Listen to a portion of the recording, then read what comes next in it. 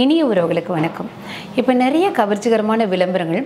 நீங்கள் எதுக்கு வெளியே போய் வாங்குறீங்க? உங்கள் வீட்டுக்கு 2 கிலோ முட்டைகோஸ், 2 கிலோ ஆப்பிள், ஒரு கட்டு கீரை ஃப்ரெஷ்ஷாக உங்கள் வீட்டுக்கு நாங்களே டெலிவரி பண்ணுறோம் அப்படின்னு சொல்லிட்டு மிக கவர்ச்சிகரமான இந்த மளிகை பொருட்கள், இந்த காய்கறிகள், பழங்கள்லாம் வீட்டுக்கே ஃப்ரெஷ்ஷாக டெலிவரி பண்ணுறோன்னு அழகாக கவர்ச்சியான விளம்பரங்கள். அதை விட இன்னொரு விளம்பரம் என்னென்னா, ஃப்ரெஷ்ஷாக டெண்டராக சாஃப்டாக சிக்கன் உங்கள் வீட்டுக்கு கட் பண்ண ஃபிஷ்ஷஸ், கட் பண்ண லெக் பீசஸ் சுட சுட உங்கள் வீட்டுக்கு நாங்களே ஃப்ரெஷ்ஷாக டெலிவரி பண்ணுறோம் அப்படின்னு சொல்லி மட்டன், சிக்கன், மீன் இது எல்லாமே ஆன்லைனில் ஆர்டர் பண்ணிக்கோங்க அப்படின்னு சொல்லி நிறைய விளம்பரங்கள். நம்மளும் நம்ம கண்ணு முன்னால் ரொம்ப கவர்ச்சிகரமாக மீன் துண்டும், சிக்கனும், லெக் பீஸும் காமிச்சு அடடா நம்ம போய் எதுக்கடா ரோட்டுக்கு போய் நின்று இந்த காய்கறிக்காரங்கிட்டெல்லாம் மல்லாடிட்டு மீன்காரங்கிட்டே உங்கள்கிட்ட இருக்கணும். ஃபோனில் ஒரு ஆப் டவுன்லோட் பண்ணி இதெல்லாம் வீட்டுக்கே நம்ம வாங்கிக்கலாம்னு நினைக்கிறோம். ஒரு விஷயம் பாருங்கள், தமிழ்நாடு முழுக்க வெஜிடபிள் சப்ளை பண்ணணும்னா உங்களுக்கு எப்படி சப்ளை பண்ணுவாங்க? போய் தோட்டத்தில் போய் காய்கறி வாங்கிட்டு பையில் எடுத்து உங்கள் வீட்டுக்கு கொண்டு வந்து கொடுப்பாங்கன்னு நினைக்கிறீங்களா?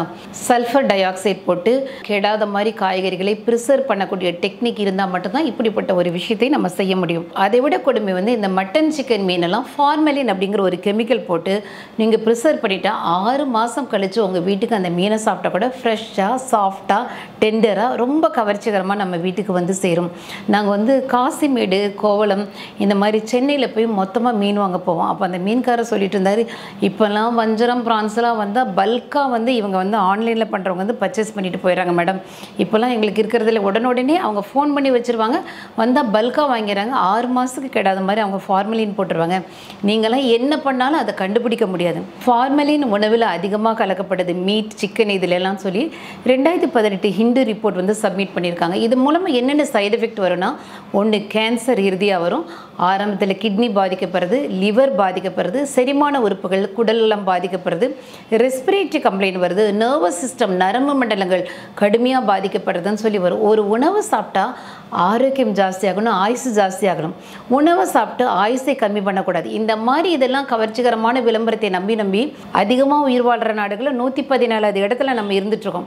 ஏன்னா இதெல்லாம் அறிமுகப்படுத்துகிற ஃபாரினர் டெய்லி எக்ஸசைஸ் பண்ணுவோம். ஒரு ஜப்பானுக்காரன் 45 கிலோக்கு இருக்க மாட்டான். ஆஸ்திரேலியா, பிரேசில், அமெரிக்காலாம் போனால் டெய்லி ரெகுலராக எக்ஸசைஸ் பண்ணி ஃபிட்டாக பண்ணுவாங்க.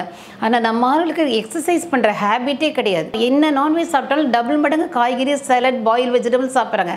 நமக்கு தட்டு நிறைய சோறை போட்டு குழம்பு பொரியல் வச்சு சாப்பிடணும்ல, வேற எதுவும் தெரியாது. கொஞ்சம் நெஞ்சம் எஞ்சிருக்கிற நல்ல பழக்கத்தை நீங்க கெடுத்துக்காதீங்க. ஃபார்மலின், சல்ஃபர் டை ஆக்சைடு கலந்த உணவுகளை தவிர்ப்போம். எப்படி கவர்ச்சிகரமா இந்த விளம்பரங்கள் உங்களை மைக்கி கட்டுக்கட்டா கீரை, அகத்திக்கீரை, வெந்தயக்கீரை, முருங்கைக்கீரை, கோவக்காய் வாங்கிக்கோங்க, கருணக்கிழங்கு வாங்கிக்கோங்க, நாங்கள் உங்களுக்கு சப்ளை பண்ணுறோன்னா வேண்டாம் சாமின்னு சொல்லி வெளியே போங்க. சுத்தமான ஆக்சிஜன் சுவாசிங்க. சிறு குறு பெரு வியாபாரிகளிடம் மனசுட்டு பேசுங்க. அவங்க கிட்ட போய் குறை சொல்லிக்கிட்டே இருக்காது. ஏன் பாட்டி உங்க கத்திரிக்காய் ஓட்ட ஓட்டையா இருக்கு, கீரை ஏன் வதங்கி இருக்குது, இது ஏன் அப்படி இருக்குன்னு கேட்காதீங்க. ஆர்கானிக் முறையில் விளைவிக்கப்பட்ட காய்கறிகளில் ஓட்டை வரும், புழு வரும், வதங்கி போகும். இது இயற்கை முறையில் விளைவிக்கப்பட்டதுன்னு அர்த்தம்.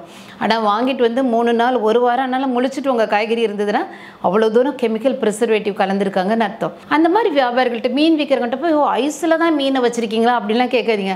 ஐஸ்லலாம் மீனை விற்காமல் ஒரு வியாபாரம் பண்ண முடியாதுங்க. ஃபார்மலின் கலந்து ப்ரிசர்வேட்டிவ் கலந்தால் தான் தப்பு. ஏன்னா இந்த மாதிரி வியாபாரிகளை கேள்விகளால் கேட்டு கொடையிறீங்க. ஐஸில் வச்ச மீன் எடுத்துறீங்களான்னு அப்புறம் கடலில் பிடிச்சி டைரெக்டாக வச்சா கொடுப்போம். ஐஸில் வைக்கிறது ஜஸ்ட் ஒரு சேஃப் பண்ணுறது. சிறு குறு வியாபாரிகளை கேள்விகளால் தொலைச்சி காயப்படுத்தாதீங்க. எஞ்சி இருக்கிற இந்த 1-2 பேர் நம்மளை விட்டு விலகிட்டாங்கன்னா, நம்ம இந்த சிங்கப்பூர், ஜப்பான், சீனா வளர்ந்து எல்லா பெரிய பணக்கார நாடுகளும் நீங்கள் அசைவ உணவு வாங்கணும்னா டிபார்ட்மெண்டல் ஸ்டோரில் கம்ப்ளீட்டாக ஃப்ரோசன் மீட் வச்சுருப்பாங்க. 3 மாதம் வரைக்கும் மீனை வச்சு தின்னு. நீங்கள் எந்த சிக்கன் வாங்கினாலும் இந்தாங்க 3 மாதம் எக்ஸ்பைரி டேட், 3 மாதம் வரைக்கும் அதை வச்சு நம்ம ஃப்ரிட்ஜில் வச்சு சாப்பிடலாம். ஆனால் நம்ம மட்டும்தான் இந்தியாவில் இன்ன வரைக்கும் கொஞ்சம் நெஞ்ச வியாபாரிகள், விவசாயிகளை மிச்சம் வச்சுருக்கிறனால நம்ம கோழி கடைக்கு போய் கண்ணு முன்னால் அறுத்து வாங்குறதும், மட்டன் கடைக்கு போய் ஆடை வெட்டி வாங்குறதும் இந்த அதிசயங்கள் நடக்குது. நமக்கு மட்டும்தான் பசுமாட்டு நெய் கிடைக்குது. மாடுகள் மூலமாக பாலை வாங்குறது இன்ன வரைக்கும் நம்ம தான். ஃபாரினர்ஸ் எல்லாருமே ப்ரிசர்வேட்டிவ் கீ தான் பயன்படுத்துகிறாங்க.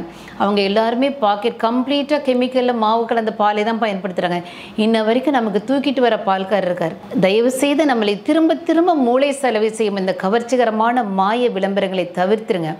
தயவு செய்து வெளியே போய் சிறு குறு வியாபாரிகளிடம் நீங்கள் உறவு வச்சுக்கோங்க. நீங்கள் 2 கிலோக்கு ஒரு வெஜிடபிள் வாங்கினா கூட அந்த தாத்தா இந்தாப்பா இந்த வாழைப்பழத்தை சாப்பிட்டு காசு வேண்டாம் சாமி அப்படிங்குவார்.